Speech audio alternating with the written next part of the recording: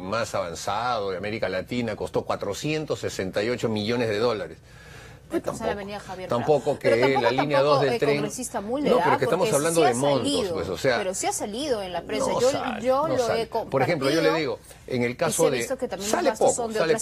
Por lo menos en el Diario de la República no lo ponen de titular. ¿Por qué? Claro, porque esos fueron generados en la época del señor Ollantumala. 5.400 millones de dólares la línea 2 del tren eléctrico, que estaba evaluado inicialmente en 1.000. 7.500 millones de dólares el gasoducto y encima te lo tenía que pagar cada peruano en el recibo de luz. Perfecto, está bien. En el Congreso no se debe renovar equipos. Vamos a tratar de minimizar eso. Pero sí se va a tener que hacer algunas cosas que, por ejemplo, cuestan. El tema del uso del papel. Se gasta demasiado dinero en impresiones de papel y hay todo un plan para hacer el papel cero, que además es ecológico y es recomendación de la OCDE, el gobierno electrónico. Eso va a significar que tablets como la que tú tienes sean de acceso y de manejo común por parte de todos los parlamentarios y los asesores. Por ejemplo, va a haber que comprarla.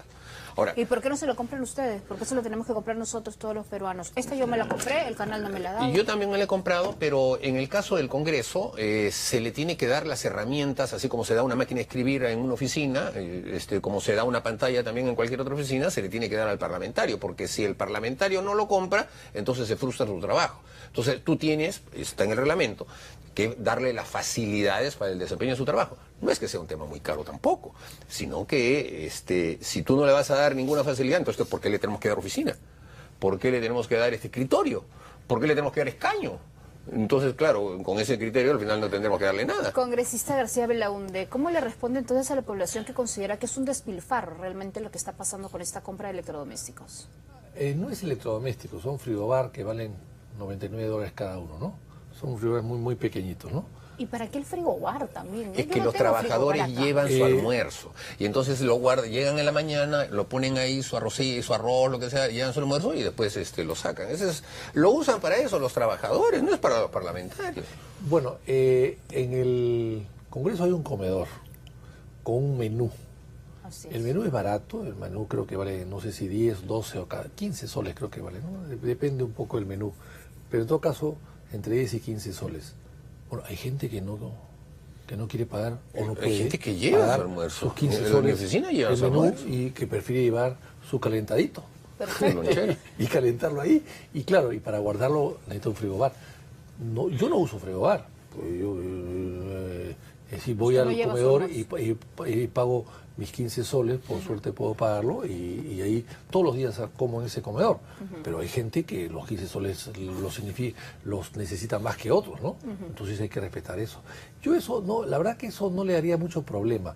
Yo lo que creo que acá, evidentemente, yo tengo 2 televisores en mi oficina, porque mi oficina tiene 2 ambientes, y los televisores son fundamentales para poder tener control sobre todo lo que pasa en el Congreso y las comisiones. Claro. Mis televisores tienen 15 años aproximadamente, son esos grandazos con una panza atrás, ¿no? Lluviosos además. ¿Usted no ha pedido cambio? Yo no he pedido nada. Sí, porque no lo he visto en la lista. No lo he visto en la lista, claro, pero no estoy en la lista porque no los he pedido. Y yo tampoco. Pero si la ve usted en mi televisión, la veo un poco borrosa, pero en fin. Lo importante es que me escuche, exactamente, no que me vea. Exactamente, lo importante es que la escuche bien. ¿No? Si la veo borrosa, pero yo sé que no está borrosa, ni mucho menos, vengo acá y la veo en persona muy bien. Pero necesitamos estar, como no tenemos el don de la ubicuidad, necesitamos estar presentes en 2 o 3 comisiones para saber qué cosas se discuten y poder intervenir, porque se cruzan las comisiones a veces. Entonces, yo creo que eso es necesario. Ahora, son conscientes. Lo que yo sé es que comprar los 30 días antes del Mundial, evidentemente la gente piensa mal. Por supuesto, yo creo que se compró 30 días antes, eso se mandó a comprar desde al comienzo de año. Bueno. Y además, ¿sabes cuándo lo van a entregar? A fines de julio. Bueno, es lo que está diciendo la gente, que se los entreguen después del Mundial. No, de hecho, está prevista la entrega después de julio, en agosto lo van a entregar. Y a mí lo importante es reposición de equipo. Es ahora 45 pulgadas, puede haber sido 19 o 25, que es lo que yo tengo. Claro, el mío, pues, yo tengo en mi casa uno de 32 y veo muy bien, la perfectamente verdad. bien. Además, yo creo que eso es que puede ser un capricho de alguien. Pero el tema, a mi modo de ver, es el siguiente. Primero, la oportunidad, es cierto, pero tiene que haber renovación de equipos, también es cierto. Y finalmente, lo importante es cuánto cuesta el televisor por unidad. Ese es lo importante. Eso sí, sería muy grave que sea muy caro o hay una sobrevalorización. Eso sí me preocuparía y creo que en eso tenemos que todos estar atentos. Ajá. A ver incluso ustedes mismos, porque son los más perjudicados, por los que son los que se llevan la mala imagen de estas compras, ¿no? Ahora, lo que también siente la población, más allá del despilfarro, es el tema de la oportunidad, de justo que se da ahora en una coyuntura donde todos quieren ver el mundial, pero y hay está que bien, decirlo es verdad, claramente. Pero también hay un sesgo, pues hay un énfasis. Por ejemplo, la presidenta del Consejo de Ministros, la expresidenta del Consejo de Ministros se acaba de ir a París todo el en pasaje de primera clase. Pero yo no he visto ningún titular, ha tenido que salir unas letritas así chiquititas en el peruano y algunos más. Entonces paga $7.500 por un pasaje y los demás, todos los ministros viajan en primera clase y viajan a cada rato. Entonces, está bien, eso es despilfarro también. Entonces no se diga solamente acá se despilfarra y acá no se dice nada. Pero entonces se dan cuenta que esto es un resultado a la mala imagen que tiene el Congreso, que tienen los parlamentarios. Pero es que esa mala imagen está alimentada también por cierta prensa que quiere hacer de esto un leitmotiv político para perjudicar al Congreso. Concretamente el Diario de la República, que es un diario que está alentando un golpe contra el Congreso. Lo ha alentado desde siempre. Ellos son parte de quienes consideraban que el señor Kuczynski era inmaculado, se creían el cuento de la muralla china y dicen pues que este Congreso, como ha vacado al señor Kuczynski, es un Congreso golpista. Lo dicen sus editorialistas, lo dicen todos los que escriben en ese periódico. Bueno, será y entonces un ellos diario, están, entonces, sí, pero otra claro. cosa es decir una campaña de difamación contra el Congreso de la República. Pero la repiten los demás medios y entonces es que llama la atención y obviamente genera polémica. ¿Usted qué cree, congresista García Belaúnde? ¿Hay una campaña para desprestigiarlos? No, evidentemente el Congreso no es popular en el Perú ni en una parte del mundo. El Congreso tiene una poca aceptación y además el Congreso es la institución del Estado más vigilada por los periodistas. Sí. Hay 60 o 70 periodistas todos los días ahí, todos los días. Yo no he visto tantos ni en el Palacio de Justicia, ni en el Ministerio Público, ni en el Palacio de Gobierno, ni en ninguna entidad pública en general. Ni en la Municipalidad de Lima. Bueno, es una fuente fija de generación de noticias, la Municipalidad de Lima de maneja 2.000 millones de soles de presupuesto y bueno, y no hay ni un periodista afuera. Uno pasa por ahí y no ve un serenazgo y nada más. Y maneja 4 o 5 veces más presupuesto que el Congreso. Y hace obras, el Congreso no hace obras, simplemente paga planillas. Entonces, yo creo que hay una noticia barata, fácil, rápida para captar en el Congreso, ¿no? Y eso es parte del tema. ¿Lo aceptamos nosotros? Por supuesto que sí. Y por eso es que al aceptarlo, a veces cometemos el error de no cuidarnos lo suficiente. Hay que cuidarse mucho más y cuidar mucho más los recursos y las conductas de las personas también, ¿no? Congresista Mulder, le han cambiado el nombre a su ley. Ya no es la ley Mulder, ya no es la ley de partidos políticos, es la ley contra los medios mermeleros. Así le ha puesto el propio Luis Galarreta, ¿no? Ahora, bueno, ¿cómo tomamos estas declaraciones? Si mi ley va a hacer que los medios mermeleros, habría que ver cuáles, ¿no? Porque la mayoría yo considero que son medios que no son mermeleros, pero de hecho hay mermeleros. Así como hay buenos y malos congresistas, hay buenos y malos periodistas. Y además hay medios mermeleros, cualquier cantidad, sobre todo en provincias. Y eso, si eso sirviese para que esos medios no mermeleen con la plata del Estado, está bien servida la ley. La ley lo que busca es ahorrarle al Estado aproximadamente unos 700 o 800 millones de soles que por año se presupuestan para gastar en publicidad.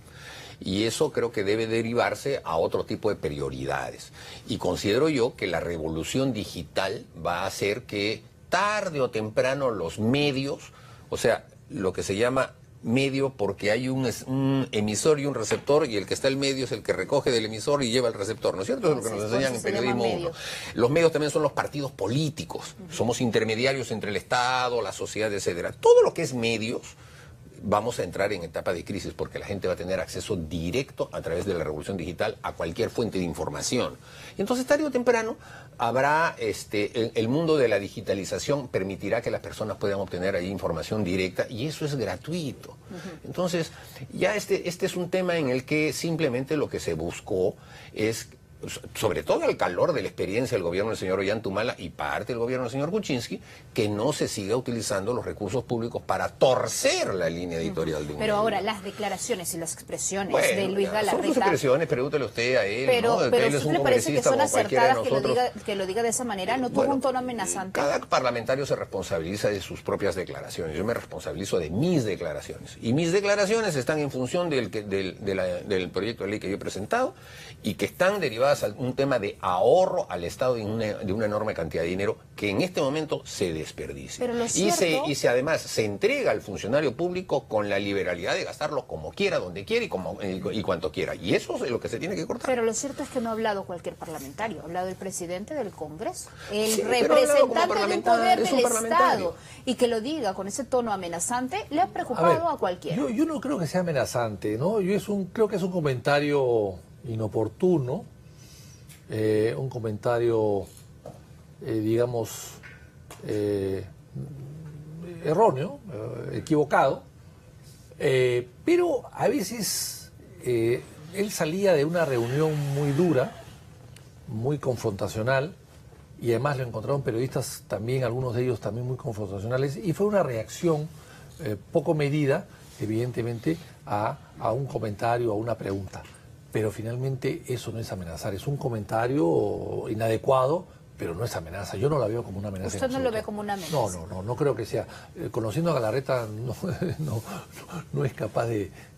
no es su estilo amenazar, ¿no? Ajá, porque aparte Milagro Salazar, de la propia bancada de Fuerza Popular, ha dicho que debería salir y explicar por qué las ha dicho de esa manera. O sea, no es que lo digamos nosotros, que tienen un tono extraño, ¿no?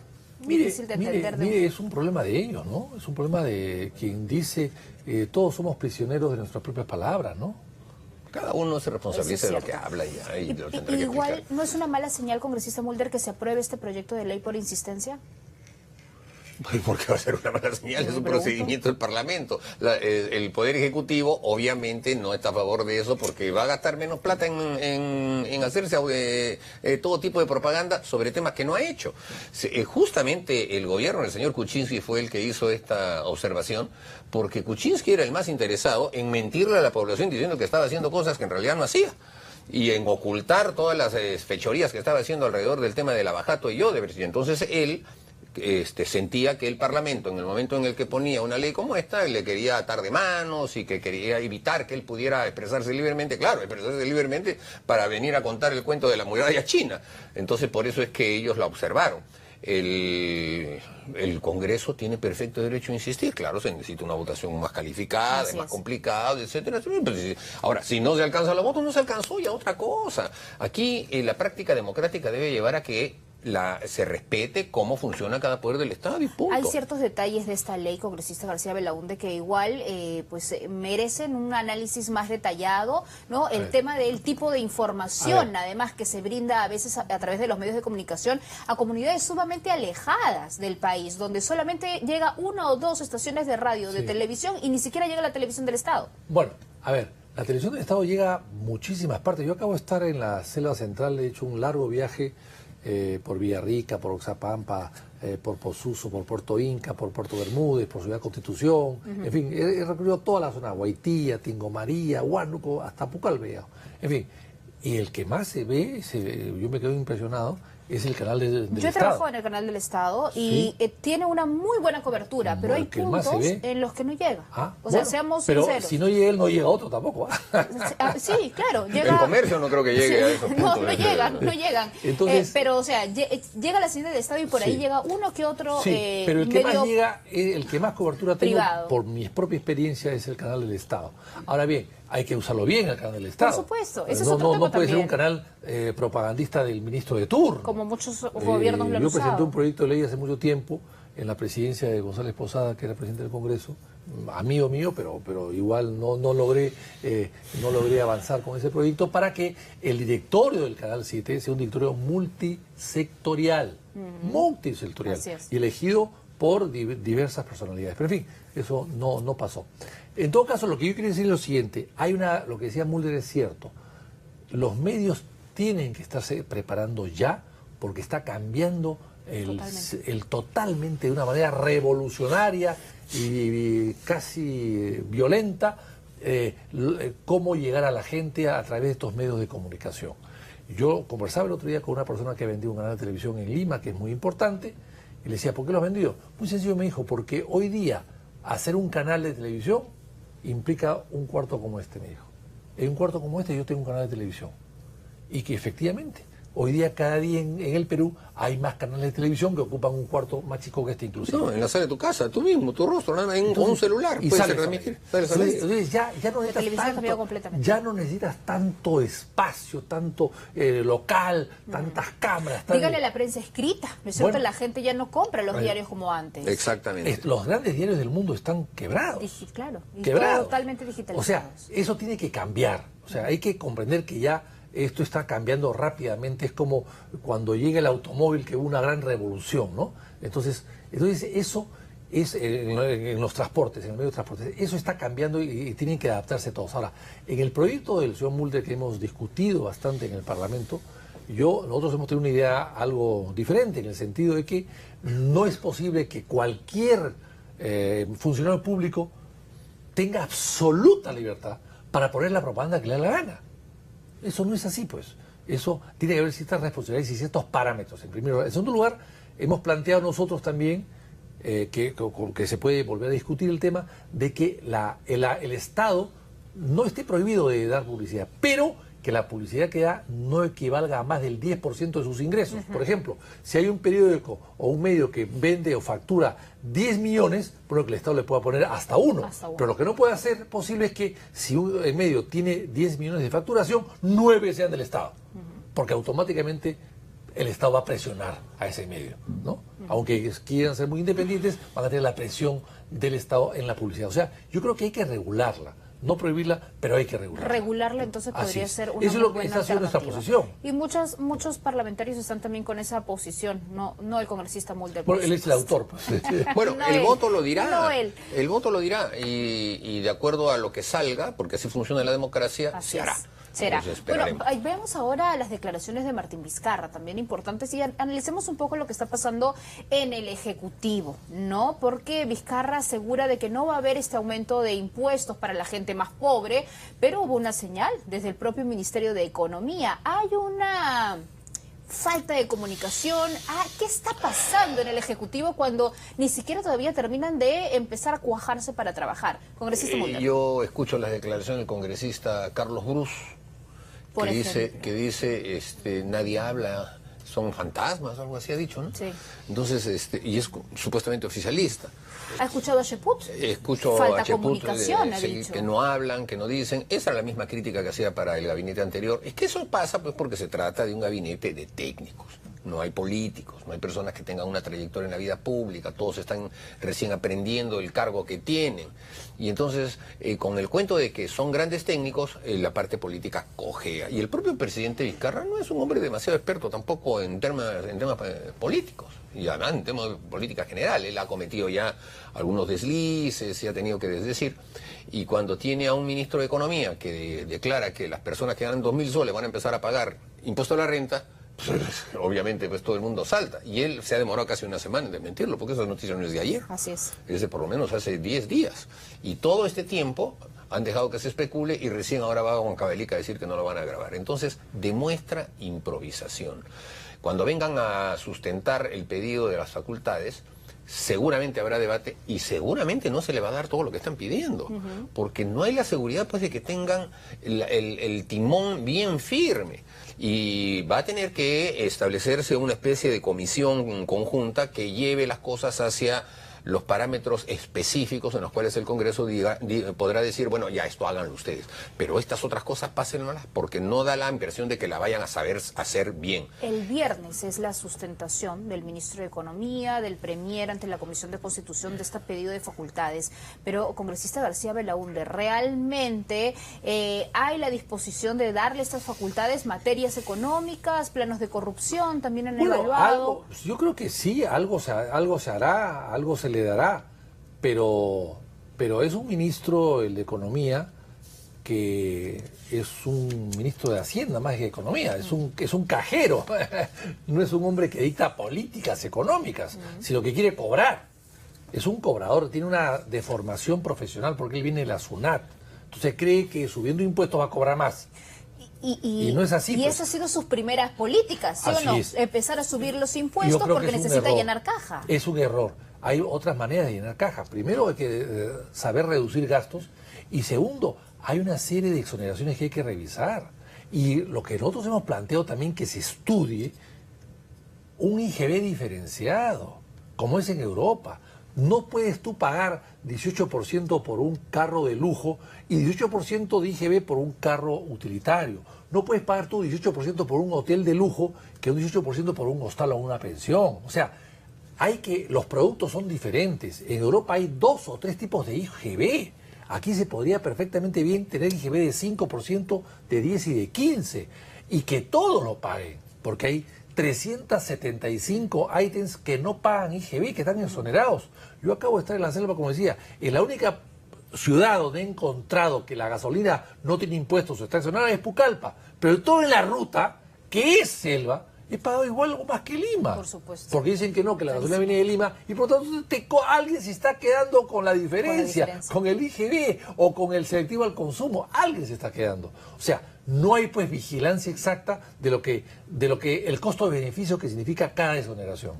Ahora, Mercedes Arauz ha comentado y ha tenido ya sus expresiones, ha sido bastante clara, porque no está muy conforme con la designación de César Villanueva como premier. ¿Se puede trabajar así en el Ejecutivo? Díganme ustedes, ¿no? Cuando realmente tenemos todavía, después de más de 60 días que ha empezado este nuevo gobierno, y siguen las discrepancias, siguen las peleas, siguen los dardos. Le ha dicho que le parece muy mal que al promotor de la vacancia le hayan dado el premierato. Literal.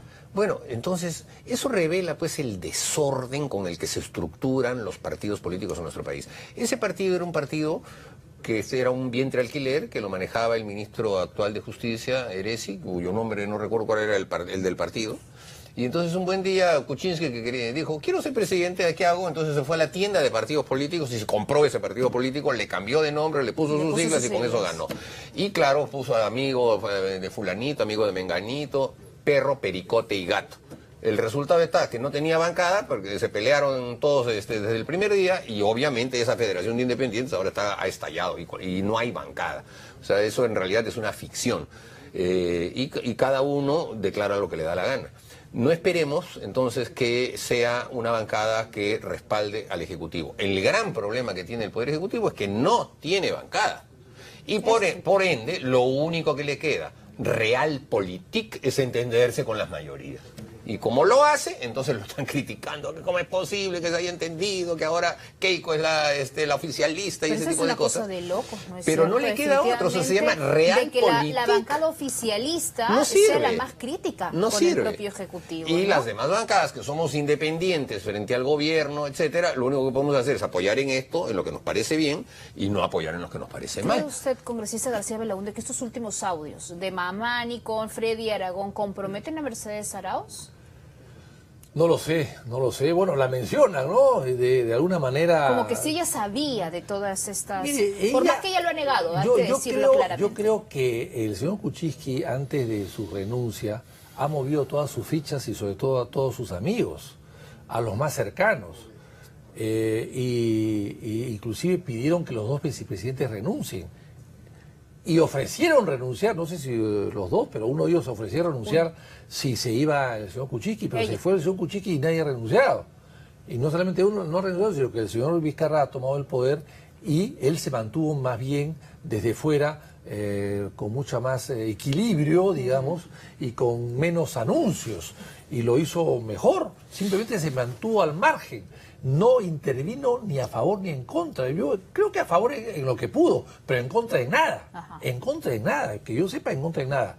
Pero las circunstancias llevaron a esta crisis a que el señor Kuczynski le exija a sus vicepresidentes que se vayan con él. O sea, un bonzo. O sea, me hundo yo y se hunden ustedes. Todos. ¿Qué es esto? Eso es golpismo. O sea, lo que querían es dejar al país sin gobierno, que suba el señor Galarreta y que tenga que convocar elecciones. O sea, un caos. Eso es lo que querían. Los golpistas fueron los que propugnaron la renuncia de todos. Nos vamos todos y dejamos el país vacío y apagamos la luz. Bueno, eso era golpismo. Y ahora, no hay ningún tipo de acusación o denuncia contra Bruno Yufra, por ejemplo, también implicado en todo este caso, ¿no? El Ministerio Público está actuando lentamente también en este proceso. Aseguraban que era porque el congresista Mamani no terminaba de entregar las pruebas, pero ya las tienen en su poder. Bueno, Mamani ha tenido que ir como 4 veces al Ministerio Público y también ya está siendo acusado en ética y también lo han acusado en acusaciones constitucionales, pero a Yufra no lo toca a nadie. Será porque, bueno, pues en este país a los blancos no les pasa nada. Él se llama Yufra, el otro se llama Mamani. Entonces, duro con él. Eso no creo que pueda ser una cosa lógica que pueda aceptarse. Además, en el caso de los 3 congresistas cuyo desenlace se va a iniciar el día de mañana en la comisión permanente, ellos estaban evidenciando que estaban comprando a un congresista porque ya ellos se habían vendido, ¿no? O sea, yo ya he nombrado a fulano, mengano, además de esto nos vamos a comer un menú de la PT, no sé qué, ¿no? Y todo eso era evidencia que se habían vendido. Ya, y cuando uno se vende es porque alguien lo compra. Y la conversación del señor Mamani con el señor Kuczynski hasta ahora no ha salido. La tiene el Ministerio Público. ¿Qué cosas se dijeron allí? Pero es evidente que si los ministros le dijeron, oye, ¿cómo es la nuez? ¿Eso qué cosa es? Eso es ofrecimiento, pues. Esa es la parte de la venta. Y cuando el señor Arauz y la señora Bruce son mencionados, el señor Bruce y la señora Arauz son mencionados allí, es porque seguramente algo les habrán dicho. Además, tenían que saber, porque en la votación del 21 de diciembre, el señor Chaput se paró de su escaño y se fue directo a darle un abrazo y casi con lágrimas en los ojos a Kenji Fujimori. ¿Eso era por qué? Porque era evidente de que Chaput sabía de que ahí había habido un toma y daca. Y ese toma y daca se materializó el 24 de diciembre con el indulto. ¿Usted cree entonces que Mercedes Arauz se está salvando de estas acusaciones? ¿Ella también debería estar comprometida e investigada? Ah, pero sin duda, yo estoy convencido que sí. Pero, bueno, no existen los elementos de juicio, aquí las cosas son solamente para este lado. Pero es evidente de que si solamente se formula una acusación para los 3 congresistas que se vendieron, cuando eso vaya al Poder Judicial, va a ocurrir que en el Poder Judicial van a decir, pero ¿cómo? A ver, están acusados de haberse coludido. ¿Con quién se coludió? Ah, no hay con quién se coludió. Pues, nulo.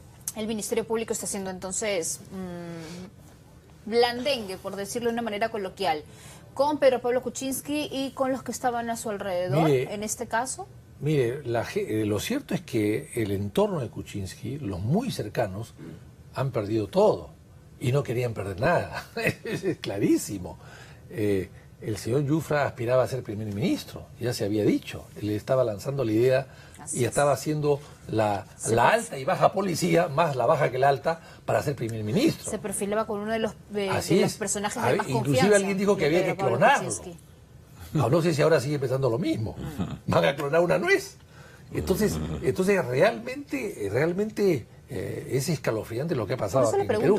Y además yo le quiero decir otra cosa, que Mulder no lo ha dicho, no sé si lo sabe. El día anterior a la votación, que fue un jueves, el miércoles creo que fue 21 o 20, en el Consejo de Ministros, porque todos hemos podido reconstruir lo que pasó allí, el señor Kuczynski estaba ya por renunciar. 6 ministros le habían pedido que se vaya. 6 de sus ministros le habían dicho, oiga, renuncie, presidente. 6. Y entonces él estaba dispuesto a renunciar cuando recibe una llamada. ¿La llamada de quién era? De Kenji, que le dice, tengo 10 votos. Entonces, en ese momento, cambia de parecer y dice, no, ya no voy a renunciar. Nos quedamos, luchamos hasta el final, alimentado por D'Alessio. ¡No, presidente! ¡Adelante! ¡Usted sí puede! Y claro, y estaba pidiendo la embajada de Austria. Y bueno, y con todo esto, él se quedó. Y al día siguiente pasó por los votos, evidentemente, de los Avengers. O sea, él iba a renunciar ya. Claro, no se contaba Nuevo Perú porque Nuevo Perú no se sabía qué iba a pasar. Ahí nos enteramos también que ellos se fueron. Entonces, sí, claro. Entonces si se quedan, probablemente los 10 votos no hubiesen sido suficientes. Pero claro, entre 10 que votan en contra y 10 que se van con 20, se frustró la vacancia, creyendo que ya habían ganado. Cuando no, habían simplemente prolongado la crisis. Prolongado la agonía, ¿no es cierto? Usted ha sido bastante duro. Yo recuerdo que lo hemos conversado incluso aquí con el accionar del Ministerio Público. Por eso es que hay muchas personas que sienten que hay una especie de protección contra Pedro o para Pedro Pablo Kuczynski, para su círculo cercano, y que las investigaciones justo para ellos pues avanzan a paso de tortuga, y a veces la tortuga llegó más rápido, ¿no? Lo que determinó la caída del señor Kuczynski fue la información que obtuvo la Comisión Lavallato.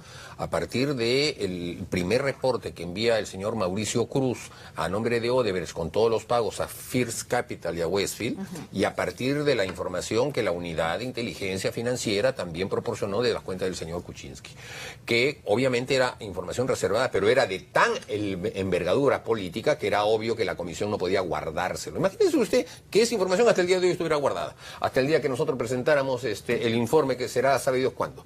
Eso hubiese sido desleal con el país, que nosotros, sabiendo que el presidente de la República es una persona que seguía cobrando, siendo presidente de la República, seguía cobrando dineros de Odebrecht, no dijéramos nada, y que nos quedáramos callados, y que esperáramos a que hubiera el informe final y después en el pleno se supiera. No se podía hacer eso. Entonces, no ha sido por el Ministerio Público. El Ministerio Público ha reaccionado al día siguiente. Ahí sí, se metieron a su casa. O sea, pasaron de no hacer nada a exagerar del otro lado. Ya prácticamente incautaron la casa justo en el momento en que todavía estaba renunciando. Podían haber esperado un poco más, ¿no? Pero se metieron con todo. Pero igual después de esa... Ya no se ve más. Después de esa actuación del Ministerio Público, no ha habido otro procedimiento contra Pedro Pablo Kuczynski o contra estos ministros involucrados, como Yufra, yo lo mencionaba. No, aparentemente no sabemos lo que pasa por dentro, como ellos guardan mucha reserva de sus cosas, pero yo supongo que estarán dando los procesos, ¿no? No creo que puedan haberlos paralizado de esa manera. Hay demasiadas evidencias para pretender ocultarlas, ¿no? No hay forma de ocultarlo. Mañana es que se ve el tema entonces en la comisión permanente contra estos tres parlamentarios, Bocángel, Ramírez y el propio Kenji Fujimori, ¿no? Dicen que Fuerza Popular no tendría los votos suficientes para desaforarlos. ¿Qué ha pensado Acción Popular frente a ello? ¿Va a apoyar o no el desafuero de estos parlamentarios? Estamos viendo eso ahora. Pero yo creo que sí tienen los votos. La impresión que tengo es que sí tienen los votos. El tema es si tienen votos para ambas cosas o para una de las dos, o sea, porque hay dos acusaciones o dos pretensiones, ¿no? Expliquémosle a los televidentes. Hay dos. Una es el delito, los delitos, o sea, el cohecho, tráfico de influencias, que son delitos marcados por el Código Penal, fácilmente identificables. Y por otro lado es la infracción constitucional, que es pues una serie de valores, de normas, de conductas que infringen la Constitución. Es algo más gaseoso, es menos preciso eso. Y esta segunda acusación, perdóneme la interrupción, es para poder sacarlos del Congreso. En ambos lados se van a su casa. Lo que pasa es que en el delito se van al Poder Judicial de frente, a su casa, pero camino al Poder Judicial, digamos, ¿no? Y en el caso de la infracción, se van de frente a su casa. Y se les inhabilita. Hasta 10 años. En caso de delito no se les inhabilita, se les lleva a juicio nada más. Salvo que están fuera hasta que lo sentencien. Y son reemplazados por el accesitario hasta que lo sentencien. Ahora, Frente Amplio, por ejemplo, ¿qué ha dicho? Perdón, y en un caso, en el de delitos, se necesita 51 votos. Y en el otro caso se necesita 75 votos. 75. En el de la infracción son 75 votos. Así que y en el delito es 51. 75 va a ser bien difícil. 51 no creo que haya problema. Sí, no creo que haya problema. Entonces, ¿ustedes consideran de que de todas maneras ellos estarían ya con la suerte echada? Me da la impresión que sí, Me da la impresión que sí. No hay forma que se salven de ello. ¿Cómo podrían salvarse con la evidencia tan notoria, tan contundente de esos videos? No, además, ha caído el presidente, no van a caerlo. Imagínese. Ha caído el presidente, ¿por qué no van a caer ellos? El APRE entonces ya decidió que de todas maneras vota para desaforarlos. Javier Velázquez, que es nuestro representante en esa comisión, votó a favor del desafuero con la acusación constitucional por delito. Por delito. Sí. Igual votamos nosotros. Entonces, para ustedes dos o para las dos bancadas, es un hecho que ellos se van. Sí, claro, faltan las demás, bueno. Claro. Porque nosotros dos no alcanzamos todavía. Somos bancadas minoritarias por ahora. No, y lo decía porque se le preguntaba, porque el Frente Amplio asegura que el delito no está claro. Entonces, por ende, no aseguran que su voto va a ser a favor del desafuero. Pero ahí tenemos 10 votos, pues. ¿No es cierto? Ahora, ¿qué es lo que dice? De repente sí creen que la infracción sí ha habido. O sea, de repente, ¿quién votan por uno y no por el otro? Así pero es. el tema está en que si votan por una de las acusaciones ya igual están afuera. Sí. Sí, no necesitan aprobarla. Yo creo que sí. La otra puede estar en duda, pero hay una que es segurísima, ¿no? Bueno, vamos a ir a una pausa. Vamos a ir a un corte comercial, pero al volver vamos a hablar de la Comisión de Ética, que ha reanudado sus funciones después de 40 días y tiene varios casos en agenda que justo se han aplicado y se han aprobado el día de ayer. Pero además, ¿cómo van las conversaciones para la nueva mesa directiva del Congreso? Dicen de que ya nadie quiere acompañar a Fuerza Popular. Se ha convertido en el patito feo del hemiciclo. Y quiere entonces, apuesta ahora por tener una lista para la mesa directiva. Lo vamos a conversar con nuestros invitados. Volvemos.